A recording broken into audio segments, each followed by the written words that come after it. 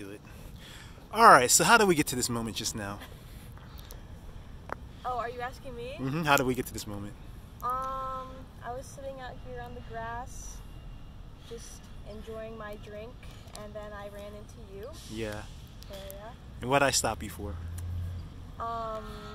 For this interview, and to talk about mental health. Yeah. And what else? Yeah. And feet? Yeah. Feet. Okay. Exactly. Why'd you say yes to the interview? I don't know. I was feeling kind of spontaneous. You don't usually get an opportunity like this. Okay. Excellent. Yeah.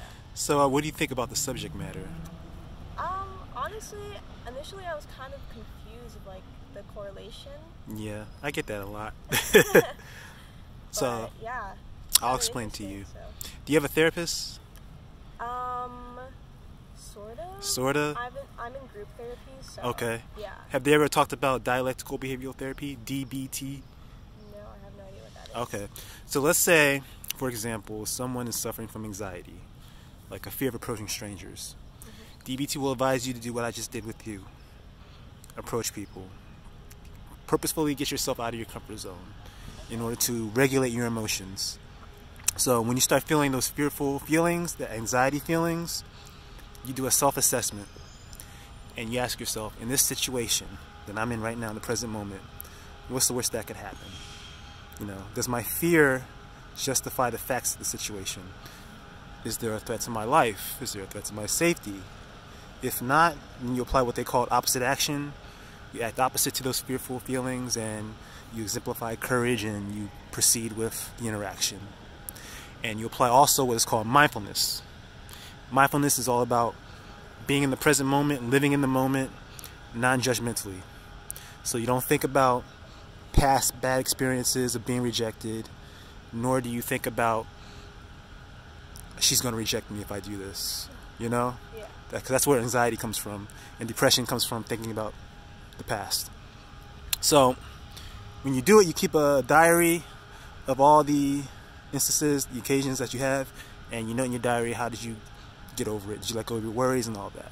So when my therapist taught me that, I came up with an idea. I said, you know what, I'm going to start a YouTube channel, okay? And it's going to be about mental health and feet. Now, as it relates to feet, I'm one of those guys that like women's feet, have an attraction to women's feet. And there are other guys out there who also have that attraction. But some guys may be anxious or, you know, hesitant to telling women that or sharing that about themselves because maybe stigmas that are associated with it or they're afraid to do it. So these interviews, these interactions are designed for me to show myself applying DBT by talking to women to see how you feel about your feet, how you feel about guys that like women's feet, and also to see if the woman is able to apply DBT.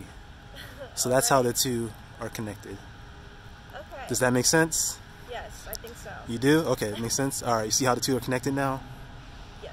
All right, so what do you think about that, the concept? Very interesting.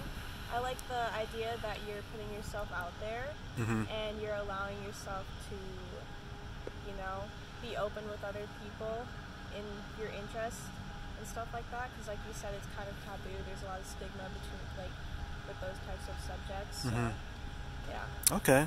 How do you feel about your feet? How do I feel about my feet? In what way? Do you think they're pretty? Do you think they're attractive? Not right now, because, you know, finals, haven't been able to been to the salon, so. Okay. Yeah. Have you ever been complimented about your feet? Honestly, yeah, a few times. You have? What happened? From a guy or from a girl? From a guy. Okay. What'd he say? He's just like, ooh, I like your nail polish on your feet. It complements your skin tone, and I was like, oh, thanks. Was it from a stranger or a friend, or who was it from? One time it was from a stranger. The other time it was from, like, actually, yeah, a stranger at the time. So 2 strangers. Okay. One of them I became friends with later on. So. Okay. Yeah. So did it make you feel good about it? The compliment? Did it make you feel better about yourself? Yeah, but also a little bit like awkward because, like, I don't know. Is it because of your feet, or are you just not used to compliments? I guess a little bit of both. A little bit of both? Yeah. How do you feel about guys that are into feet? Guys what? That are into feet, like they like feet, they have an attraction to feet.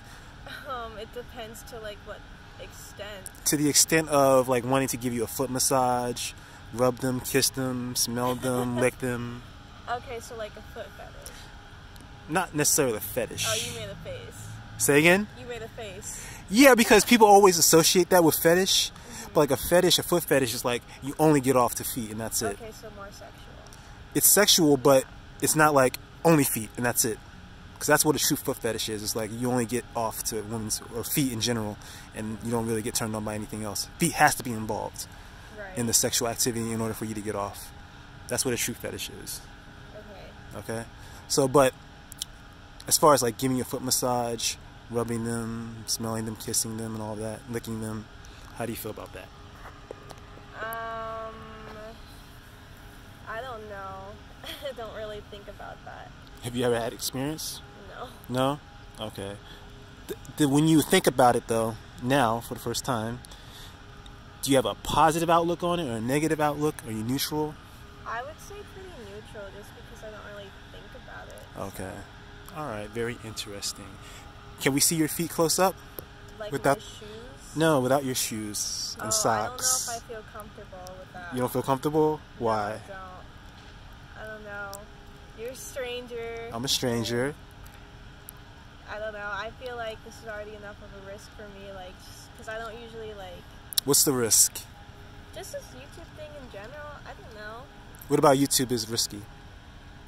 Well, it's not risky, per se. It's just, like... I just don't feel comfortable. Okay. I feel like that's a good enough reasoning. Okay. So do you understand why I'm asking these questions?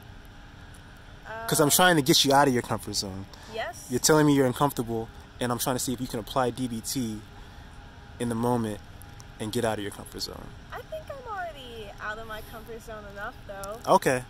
All right. So you can't... I can respect that. Yeah, you can't anticipate like a positive outcome from showing your feet, though?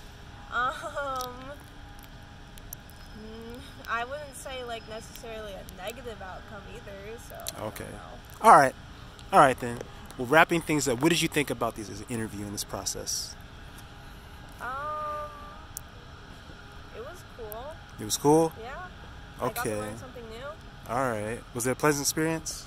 Yeah, sure. All right, cool. Is there anything about the interview that could have been better? You have any critiques, suggestions, or modifications I should make in order to make it more pleasurable, pleasant? I don't think so. No? No. Nothing? Okay. All right, then. Any parting words?